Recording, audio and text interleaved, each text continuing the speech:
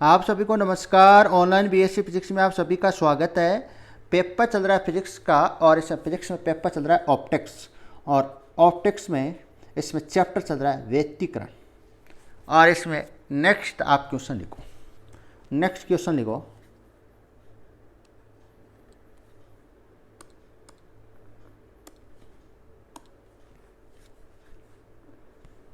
Next question लिखो। सिद्ध कीजिए कि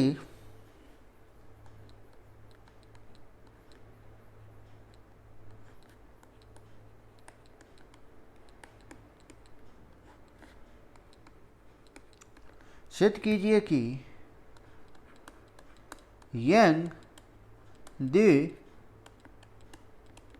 स्लिट, ये देखेंगे द्वि स्लिट क्या होती है। यंग द्वि स्लिट प्रयोग में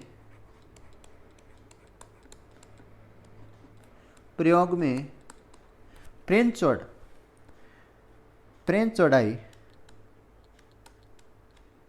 चौड़ाई का मतलब जानते हो कि फ्रिंज का मतलब होता है जैसे हमारे पास दो प्रकाश स्रोत है और दोनों प्रकाश के स्रोत जो तंग है वो क्या बनती है, एक बिंदु पर मिलती है।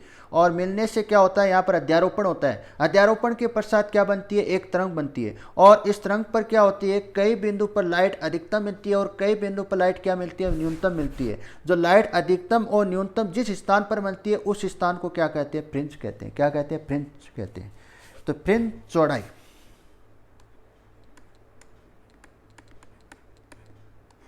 फ्रिंज चौड़ाई निम्न होती है।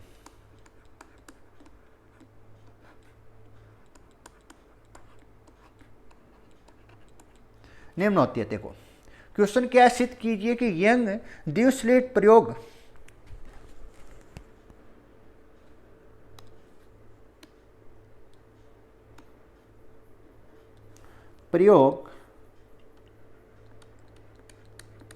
में फ्रिंज चौड़ाई निम्न होती है। तो देखो बीटा क्या है यहां पर, फ्रिंज चौड़ाई।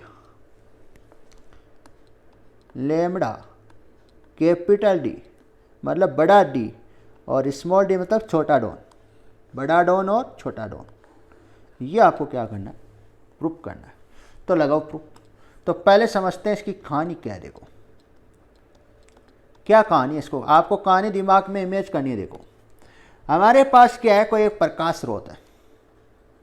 हमारे पास देखो हमारे पास क्या है, कोई प्रकाश स्रोत है। इससे क्या निकल रही है, प्रकाश किरणें बाहर निकल रही है। और यहाँ पर हमने क्या लगा दिया, एक लकड़ी का गत्ता लगा दिया। यहाँ पर हमने क्या लगाया, एक लकड़ी का गत्ता लगाया। और इस लकड़ी के गत्ते से क्या नहीं जा सकती, लाइट बाहर नहीं जा सकती, पार नहीं हो सकती। तो फिर मैं यहाँ पर क्या कर रहा हूँ, ध्यान से देखना। फिर मैं यहाँ पर देखो क्या कर रहा हूँ, यहाँ पर हम कर रहे हैं दो, क्या कर दूँ, यहाँ पर छेद कर दूँ। एक तो यहाँ पर कर दूँ और एक यहाँ पर कर दूँ। तो देखो यहाँ पर दो छेद करने पर यहाँ पर क्या बन जाएगी, देखो दो स्लिट बन जाएगी। क्या बन जाएगी, दो स्लिट बन जाएगी। ये तो स्लिट S1 और ये क्या है, स्लिट S2। इसलिए इसको क्या नाम दिया गया, स्लिट नाम दिया गया। इसलिए इसको क्या नाम दिया गया, स्लिट नाम दिया। अब देखो प्रकाश आ रहा है, यहाँ से प्रकाश आ रहा है तो यहाँ से देखो प्रकाश बाहर निकलेगा और यहाँ से क्या निकलेगा, बाहर निकलेगा। इसका मतलब क्या है, इसका मतलब स्लिट S1 और स्लिट S2 किसका कार्य करती है, सिर्फ प्रकाश स्रोत का कार्य करती है। सर क्यों करती है, क्योंकि इससे क्या बाहर निकल रहा है, प्रकाश बाहर निकल रहा है। क्योंकि इससे देखो S1 से क्या निकल रहा है, प्रकाश बाहर निकल रहा है और S2 से क्या निकल रहा है, प्रकाश बाहर निकल रहा है। तो इसका मतलब ये S1 किसका कार्य करती है, प्रकाश स्रोत का कार्य करती है। किसका कार्य करती है, प्रकाश स्रोत का क्या करती है, कार्य करती है। देखो बहुत ही अच्छे से आपको समझ में आएगा। और S2 भी किसका कार्य करती है, प्रकाश स्रोत का कार्य करती है। क्यों करती है, क्योंकि इन दोनों में से क्या निकल रहा है, प्रकाश बाहर निकल रहा है। तो इसी कारण इसको क्या बोल देते हैं, प्रकाश स्रोत की भांति व्यवहार करते हैं दोनों S1 और S2। S1 क्या है, यहाँ पर स्लिट है, S2 भी क्या है, स्लिट। अब देखो अब यहाँ पर हमारे पास क्या है, एक पर्दा है। एक क्या है, पर्दा है। और इस पर्दे पर क्या आ रही है, लाइट आ रही है। मतलब एक लाइट तो यहाँ से इस प्रकार से आ रही है और इससे भी क्या आ रही है, लाइट आ रही है। मान लेते हैं इस बिंदु पर क्या हो जाती है, दोनों लाइट मिल जाती है बिंदु P पर। तो यहाँ पर क्या बनती है, फ्रिंज बनती है। क्या बनती है, फ्रिंज बनती है। और इन फ्रिंज की जो चौड़ाई है वो आपको कितनी दे रखी है, ये आपको सिद्ध करनी है। ये फ्रिंज की चौड़ाई आपको सिद्ध करनी है। तो यहाँ पर देखो, यहाँ पर कैपिटल डी क्या है, यहाँ पर देखो कैपिटल जो डी है, यहाँ पर कैपिटल डी किसको व्यक्त करता है, सबसे पहले आपको ये पता नहीं। देखो स्टील और slit, sorry slit, stainless slit, slit और पर्दे की मध्य, स्लिट और पर्दे के मध्य की दूरी को व्यक्त करती है। किसको व्यक्त करती है? स्लिट और पर्दे के मध्य की दूरी को व्यक्त करती है। सर छोटा डॉन डी किसको व्यक्त करती है? सर छोटा डॉन व्यक्त करती है, किसको व्यक्त करती है? दोनों स्लिटों के मध्य की दूरी को व्यक्त करती है। सर यहाँ पर लैम्बडा क्या है? प्रकाश का वेवलेंथ है, मतलब तरंग फलन है। किसका? प्रकाश का क्या है? तरंग फलन है। तो यहाँ तक आपको किसी प्रकार की दिक्कत नहीं आनी चाहिए। ये आपको कहानी क्या रखनी है? इमेज रखनी है दिमाग में। फिर आपको क्वेश्चन को क्या करना है? हल करना है। तो देखो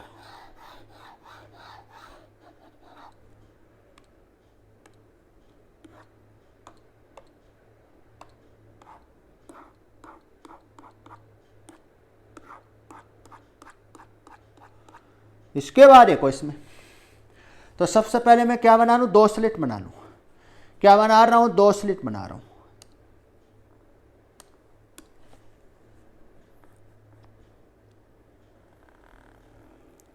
दो स्लिट बना ली। ये तो देखो 2 स्लिट नहीं बनी अभी। ये मैंने क्या बना ली? एक तो स्लिट यहाँ पर बना ली और एक स्लिट यहाँ पर बना ली। और दोनों स्लिट किसका कार्य करती है? सर किसका कार्य करती है? प्रकाश स्रोत का कार्य करती है। किसका कार्य करती है? प्रकाश स्रोत का कार्य करती है। ये तो स्लिट S1 और ये स्लिट S2। अब देखो यहां से क्या जा रहा है? प्रकाश जा रहा है। अरे इधर भी तो जा सकता है, इधर भी जा सकता है। देखो और यहां पर क्या है? पर्दा है।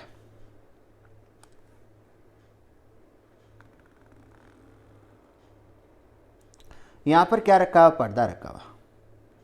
तो देखो इसको मैं क्या नाम दे दूं? ए पॉइंट नाम दे दूं। क्या पॉइंट नाम दूं? ए पॉइंट नाम दे दूं। और इसका मैं क्या नाम दे दूं? बी पॉइंट नाम दे दूं।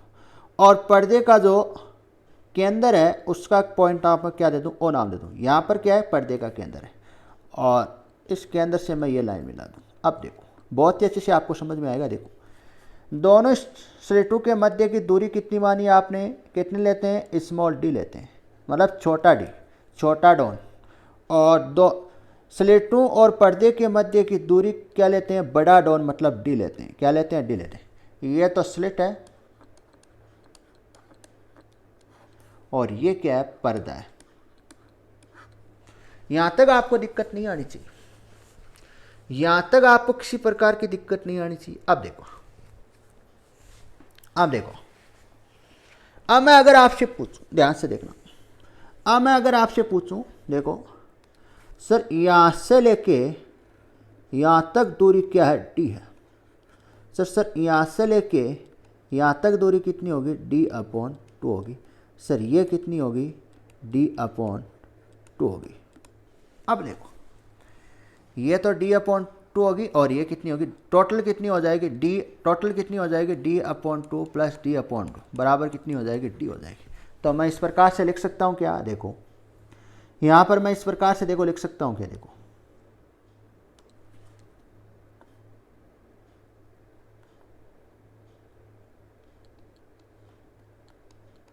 कितनी है? D/2 है और ये कितनी है? D/2 है।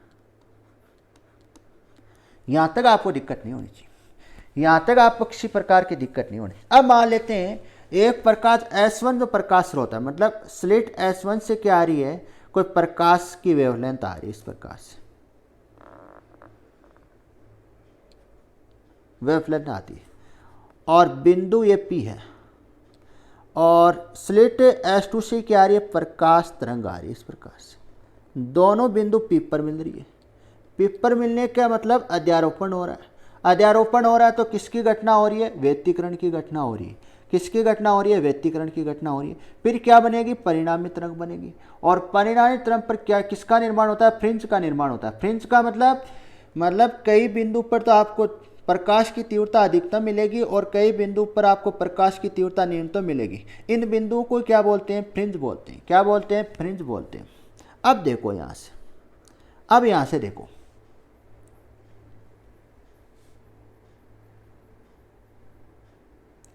अब यहाँ से देखो आपको, अब अगर मैं बात करूँ, ध्यान से देखना, अब अगर मैं बात करूँ बिंदु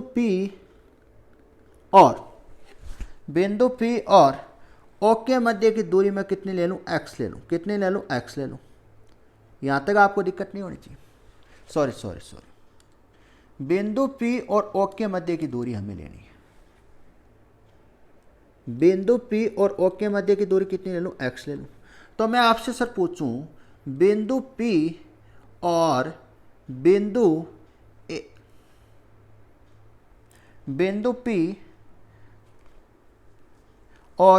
A के मध्य की दूरी कितनी होगी। देखो यहां से लेके यहां तक देखनी है आपको, ये देखनी, तो कितनी होगी। देखो सारे के सारे मान आपके पास है, तो आप लिख सकते हो। देखो PA का मान क्या लिख सकते हो आप, देखो यहां से देखना, x माइनस D/2 लिख सकते हो, दिक्कत नहीं होनी चाहिए। आगे देखो OP का मान कितना लिख सकते हो आप, x लिख सकते हो। सर PB का मान कितना लिख सकते हो आप, x प्लस D/2 लिख सकते हो। बोलो यहाँ तक किसी प्रकार की दिक्कत नहीं होनी। देखो यहाँ से लेके यहाँ तक कितनी है सर, x है, हमके यहाँ तक चाहिए, तो ये मैं क्या घटा दूँ, यहाँ से यहाँ तक घटा दूँ, तो हमारे पास क्या आ जाएगी, यहाँ से लेके यहाँ तक आ जाएगी। फिर हमको चाहिए ये चाहिए, तो ये चाहिए, तो यहाँ तक तो हमारी क्या x है, यहाँ तक हमारी x है, और ये मैं इसमें जोड़ दूँ तो आपके पास क्या आ जाएगी, ये आ जाएगी। तो यहाँ तक आपको किसी प्रकार की दिक्कत नहीं होनी चाहिए, यहाँ तक आपको किसी प्रकार की क्या नहीं होनी चाहिए, दिक्कत नहीं आनी चाहिए। सबसे पहले क्या बनाओ, डायग्राम बनाओ। सबसे पहले आपको क्या बनाना है, डायग्राम बनाना है। तो बनाओ डायग्राम, इसके बाद कहानी को आगे बढ़ाते हैं। पेपर बहुत ही आसान है, केवल कहानी को इमेज रखना है, उसके आधार पर इसको हल करना है। तो सबसे पहले हम क्या निकालेंगे, पदांतर निकालेंगे। क्या निकालेंगे, पदांतर निकालेंगे। तो इसमें आप 2 पॉइंट थ्योरी के लिखो, फिर लिखेंगे इसमें गणितीय विश्लेषण। तो देखो हमने क्या किया है, देखो ध्यान से, हमने क्या किया है, यंग के द्विस्लिट प्रयोग को समझने के लिए हमने क्या लिया है, 2 स्लिटों S1 तथा S2 की क्या की है, कल्पना की है। और दोनों स्लिटों के मध्य की दूरी हमने कितनी ली है, स्मॉल d ली है। कितनी ली है, स्मॉल d ली है। और ये जो दोनों जो स्लिट है S1 और S2, ये किसकी भांति व्यवहार करती है, प्रकाश रोशनी की भांति व्यवहार करती है। मतलब इनसे क्या निकल रहा है, प्रकाश बाहर निकल रहा है। तो ये थ्योरी हमें यहाँ पर लिख देनी है। तो देखो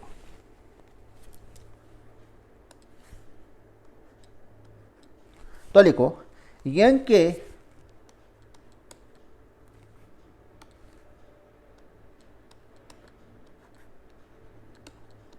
के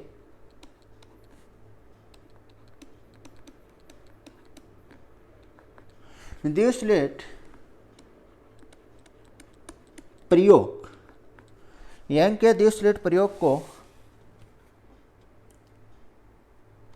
को समझने के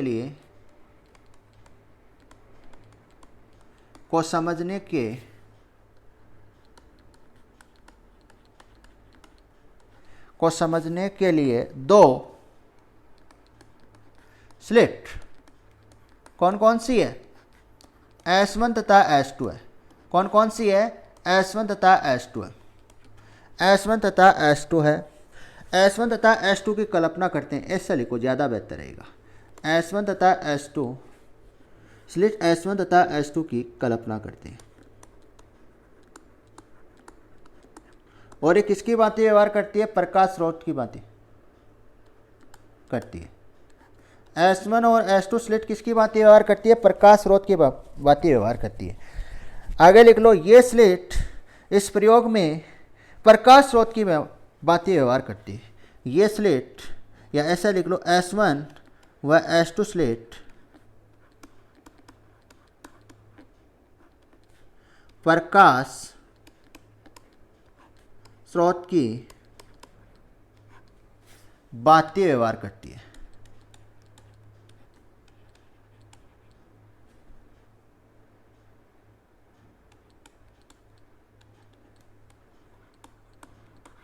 यहां तक आपको दिक्कत नहीं होनी चाहिए।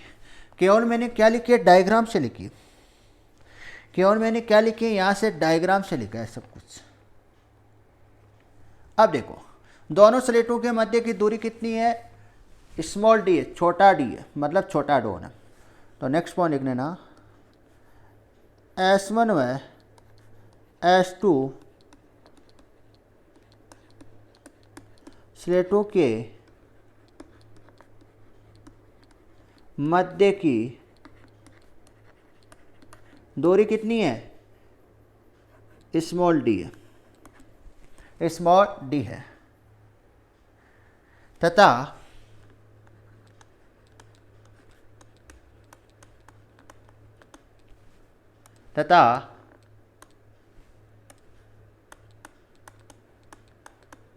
स्लिट व पर्दे के मध्य की दूरी कितनी ली, बड़ा डोन लेती। क्या है, बड़ा डोन मतलब कैपिटल डी है। ये चीज हमने ली थी, देखो ये चीज हमने ली थी यहां पर, देखो देखो ये तो क्या है, स्लिट है, और ये क्या है, पर्दा है। दोनों के मध्य दूरी हमने कितनी ली, कैपिटल ली, मतलब बड़ा डोन लिया। आगे देखो, आगे देखो, एक लाइन और लिख लेना, बिंदु ओ तथा पी के मध्य की दूरी, मध्य की दूरी कितनी है, x। अब देखो, अब हम क्या निकालेंगे, पदांतर के मध्य पदांतर निकालेंगे। दोनों तरंगों के मध्य क्या निकालेंगे, पदांतर निकालेंगे। मतलब एक तो तरंग कौन सी है, यहां पर देखो, एक तो इन दोनों तरंगों के मध्य क्या निकालेंगे, पदांतर निकालेंगे। मतलब S1P तरंग और S2P तरंग के मध्य क्या निकालने वाले, पदांतर निकालें। तो निकालो। तो देखो पदांतर को किससे लिखते हैं, पदांतर को किससे लिखते हैं, गणितीय विश्लेषण लगाओ, गणितीय विश्लेषण।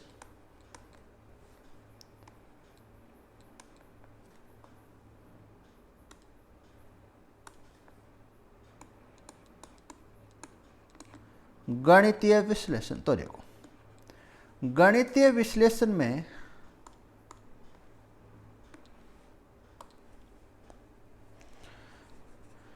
तरंगों के मध्य पदांतर निकालेंगे। तरंगों के मध्य सबसे पहले आपको यही काम करना है, पदांतर।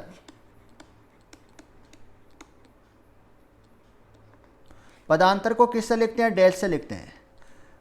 कौन सी तरंग के मध्य निकालना है, तो S1P और माइनस क्या कर दें, S2P।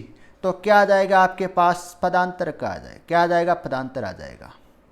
दोनों तरंगों के मध्य का जो अंतर है वो आपको सबसे पहले निकाला है, पदांतर। इसके बाद की देखो, समीकरण नंबर क्या दे देना, 1 नाम दे देना। समीकरण नाम क्या दे देना, 1 नाम दे देना। अब देखो सबसे पहले S1P निकालना है। क्या निकालना है, S1। तो लगाओ फर्स्ट पॉइंट। देखो पॉइंट नंबर फर्स्ट, यदि त्रिभुज, त्रिभुज देखना ध्यान से, त्रिभुज ध्यान से देखना, S1AP में पाइथागोरस प्रमेय से, किससे, पाइथागोरस प्रमेय से।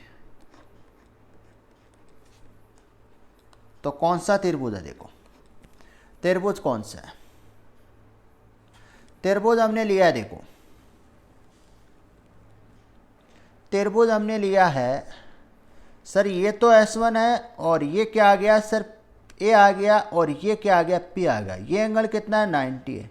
90 के सामने वाली भुजा क्या होती है, कर्ण होती है। तो यहाँ पर कर्ण कौन कार्य करती है, S1P कार्य करेगी। कौन सा कार्य करेगी, S1P कार्य करेगी। तो लिख दो, लिख दो, केवल जोड़वा की गुणा भाग है।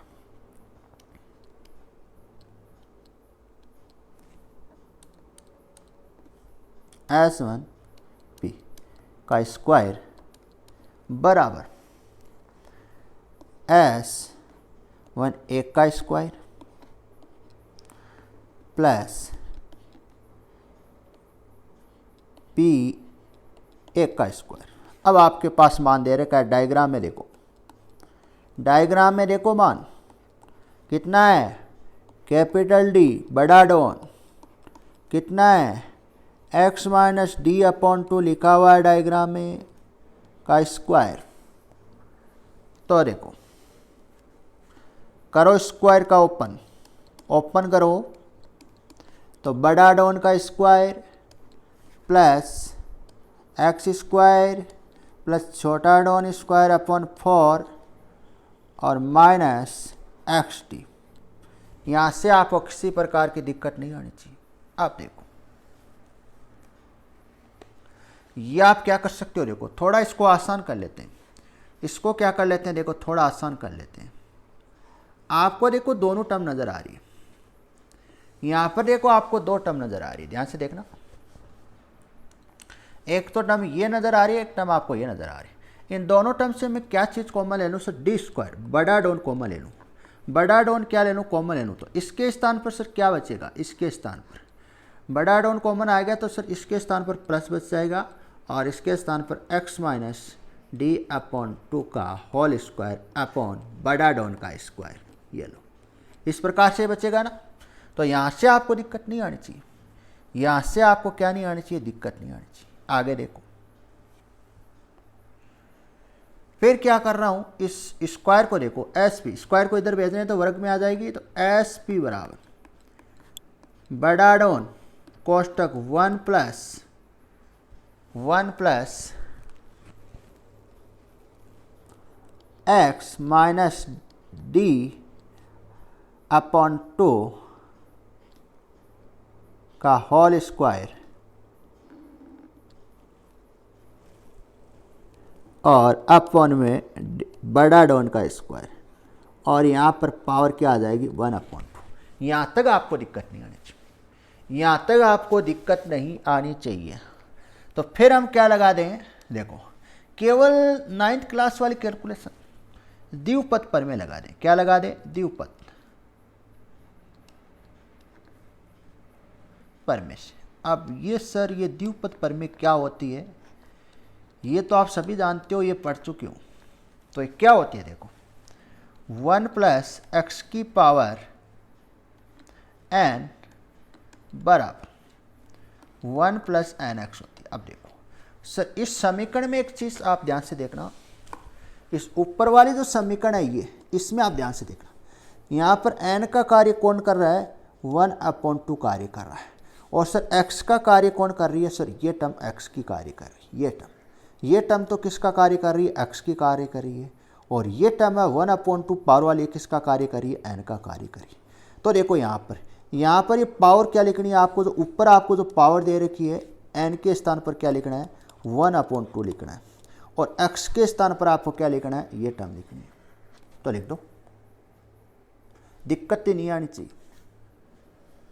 तो देखो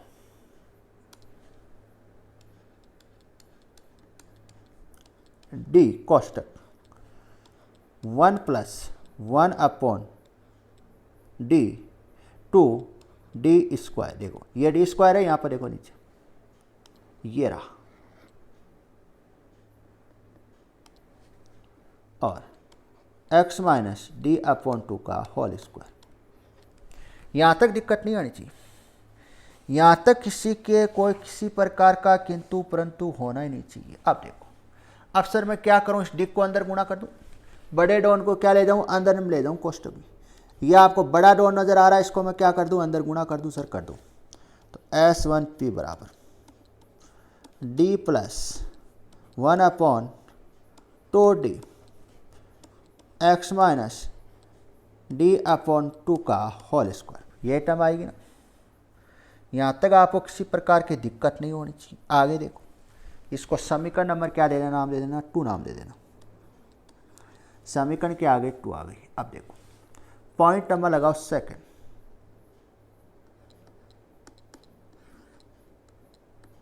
सेकंड में देखो त्रिभुज S2B में पाइथागोरस प्रमेय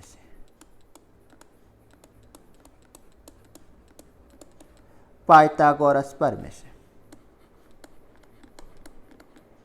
बहुत ही आसान है, ये फिजिक्स का चैप्टर है। देखो त्रिभुज, देखो S2P लिखो एक चीज,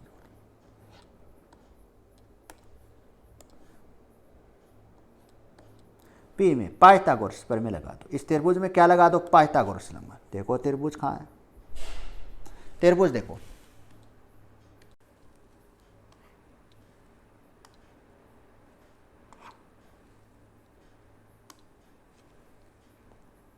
देखो कौन सा त्रिभुज लेना है?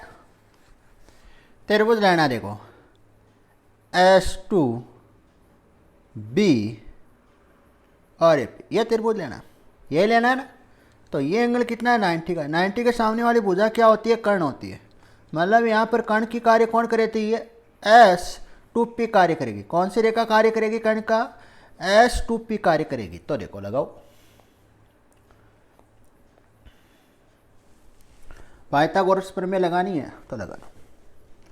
तो S2P का स्क्वायर बराबर S2B का स्क्वायर प्लस BP का स्क्वायर। तो रख दो मान रख दो। बड़ा डॉन S2B का मान कितना होता है? बड़ा डॉन कैपिटल D वेक्टर। तो देखो इसका मान रखो x प्लस D/2 स्क्वायर। तो वही आपको काम करना है। S2P का स्क्वायर क्या कॉमन ले लूँ? बड़े डॉन को कॉमन ले लूँ। D स्क्वायर कॉमन आ गया। यहाँ पर कितना बचेगा? 1 बचेगा। देखो यहाँ पर कितना बचेगा? 1 बचेगा। साइंस के स्टूडेंट हो, साइंस के, ये कॉमन वाली ये चीज़ें आपको नहीं बतानी चाहिए। यहाँ तक आपको क्लियर होनी चाहिए। फिर देखो इधर भेज रहा हूँ वर्क स्क्वायर को, तो किस में आ जाएगा? इसका तो क्या हो जाएगा? D बन जाएगा। और ये क्या बनेगी? क्या बनेगी बताओ? 1/2। तो यहाँ पर मैं क्या लगा दूँ? द्विपद प्रमेय लगा दूँ। क्या लगा दूँ? जो आप 9th 10th क्लास में पढ़ते हो।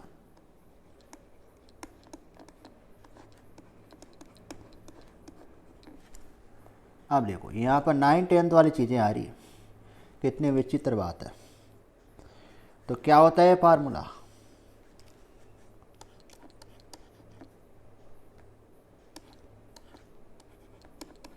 यही होता है ना, यही होता है। देखो रख दो मान, बताने की ज़रूरत ही नहीं है, बताने की ज़रूरत ही नहीं है, बताने की ज़रूरत ही नहीं है। ये लो, यही था ना। अगर यहाँ पर आपको प्रॉब्लम आ रही है ना, तो बीएससी में प्रॉब्लम ही प्रॉब्लम है। फिर अंदर ले जाओ इसको, अंदर ले जाओ इसको। 1D से कैंसिल बच जाएगा, नीचे 1D बच जाएगा। यही कहानी है ना। यहाँ तक आपको किसी प्रकार की दिक्कत नहीं होनी चाहिए। यहाँ तक आपको किसी प्रकार की दिक्कत नहीं आनी चाहिए। समीकरण नंबर क्या लगा देना? 3 नाम लगा देना। इसके बाद लिख देना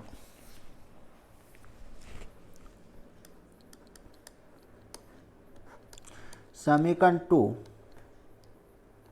व समीकरण 3 का मान कहाँ पर रख दे?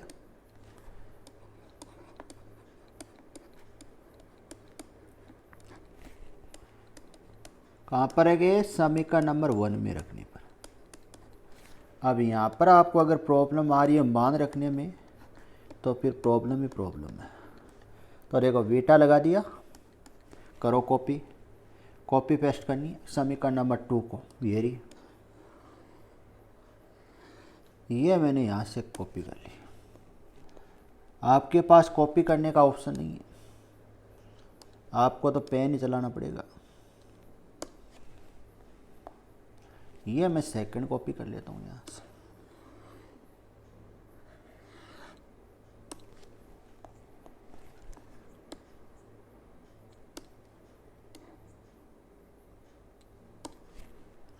ये लो, अब वर्क ओपन कर दो इसका। देखो डी प्लस 1/2d x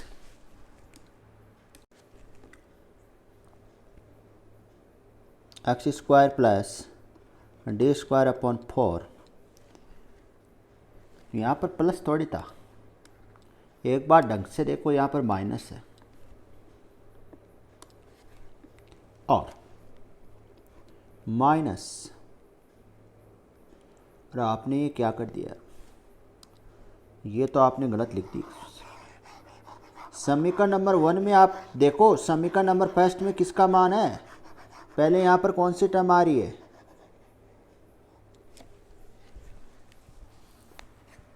यहाँ पर आप एक बार चेक करो,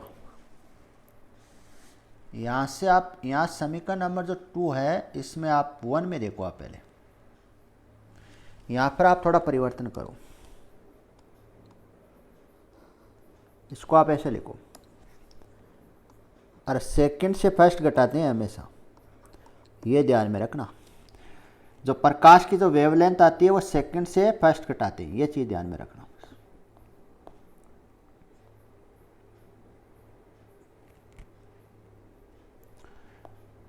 तो यहाँ पर देखो, इसमें मान रख लेते हैं,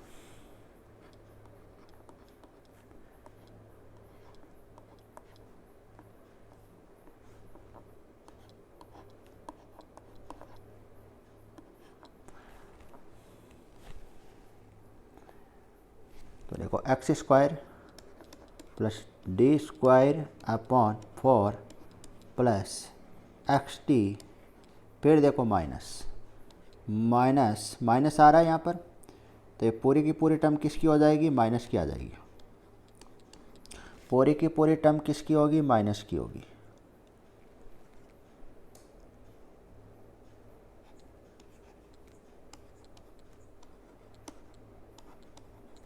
और ये टर्म किसकी हो जाएगी, प्लस की हो जाएगी। यहाँ तक दिक्कत नहीं हो। सर ये कैसे करते, देखो आपके पास यहाँ पर क्या है, बार माइनस चिन्ह है और अंदर है x माइनस d/2, इस प्रकार से है ना, और इसका स्क्वायर करना है। तो देखो इसका आपको करना x² प्लस d² 4 और माइनस xt। सर यहाँ पर बार क्या है, माइनस का चिन्ह है, तो ये टर्म माइनस की, ये टर्म माइनस की, ये टर्म किसकी बन जाएगी, प्लस की बन जाएगी। ये बहुत छोटी छोटी जो कॉमन चीज़ें हैं, ये आपको आनी चाहिए, ये आपको आनी चाहिए। तो यहाँ से देखो, यहाँ से देखो क्या क्या चीज़ कैंसिल हो रही है। सबसे पहले आप ये चीज़ को, यहाँ से क्या क्या चीज़ कैंसिल हो रही है।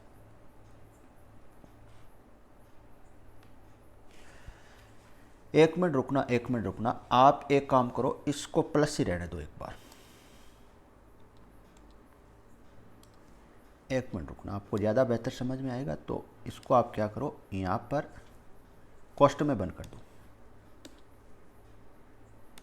ये प्लस ये माइनस, इस प्रकार रहने दो। अब देखो, अब एक मिनट रुकना, देखो ये प्लस की है और ये माइनस की, ये दो तो टर्म कैंसिल, एक तो टर्म कैंसिल हो गई। इसके बाद देखो बेटा 1/2d, देखो अंदर देखो x² plus d² 4 plus xt, फिर देखो माइनस 1/2d आ रहा है, क्या आ रहा है, 1/2d आ रहा है। लिख दो अंदर वाली टर्म, x² प्लस d² 4।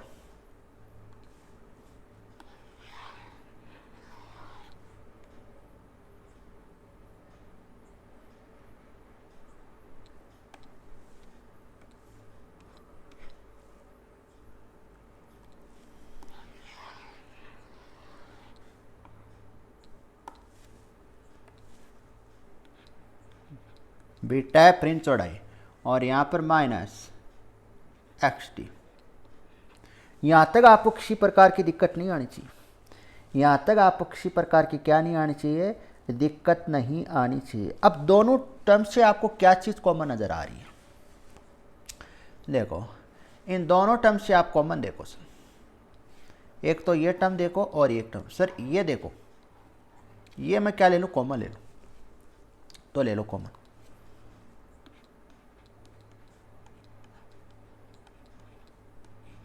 यहाँ पर क्या बच रहा है, x square plus D square upon 4 और प्लस एक्स डी। ये माइनस है, इसको अंदर गुणा करो, यहाँ पर क्या बच रहा है माइनस, माइनस को अंदर गुणा करो तो एक्स माइनस का एक्स स्क्वायर माइनस का डी स्क्वायर अपॉन 4 और प्लस एक्स डी। अब क्या क्या चीज़ कैंसिल हो रही वो आप कैंसिल कर दो। यहाँ पर क्या क्या चीज़ कैंसिल हो रही है, यहाँ पर देखो कौन कौन सी टर्म कैंसिल हो रही है उसको कैंसिल करो। एक ये टर्म कैंसिल हो रही है, एक टर्म कैंसिल हो रही है, ये टर्म, ये सारी टर्म क्या हो रही है कैंसिल, केवल 2 टर्म बच रही है अंदर, तो दोनों टर्म का निकाल दो।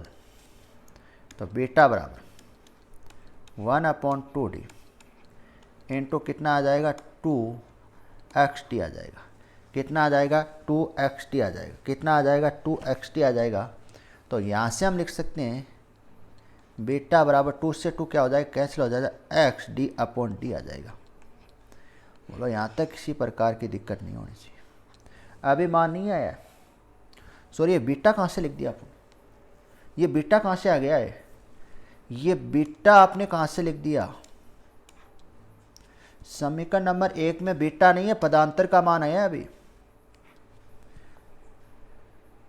देखो यहाँ पर पदांतर लिखो डेल, समीकरण 1 को ध्यान से देखो, यहाँ पर बीटा नहीं लिखा हुआ है, यहाँ पर क्या नहीं लिखा हुआ, बीटा नहीं लिखा हुआ, पदांतर डेल लिखा हुआ है। इस चीज़ को आप ध्यान से देखो, समीकरण नंबर 1 को ये हमने कैसे लिख दिया, यहाँ पर देखो छोटी छोटी चीज़ों का ध्यान में रखते हुए करना आपको। देखो ये रही समीकरण नंबर 1, इस समीकरण नंबर 1 में यहाँ पर क्या लिखा हुआ है, पदांतर लिखा हुआ है। पदांतर को किससे लिखते हैं, डेल से लिखते हैं, किससे लिखते हैं, डेल से लिखते हैं। तो देखो अब यहाँ तक आपको क्लियर होनी चाहिए। इसके बाद इसमें फर्स्ट कौन सा आता है, फर्स्ट डालो ए पॉइंट लगा के, कौन सा आता है, समपोषी व्यक्तीकरण। कौन सा आता है, समपोषी व्यक्तीकरण, समपोषी व्यक्तीकरण। कौन सा आता है, समपोषी व्यक्तीकरण। तो समपोषी व्यक्तीकरण हम नेक्स्ट क्लास में पढ़ेंगे। पहले आपको यहाँ तक इसको क्या दे दो, समीकरण नंबर आप 4 दे दो। समीकरण नंबर 4 तक किसी प्रकार की दिक्कत नहीं होनी चाहिए, किसी प्रकार की। आप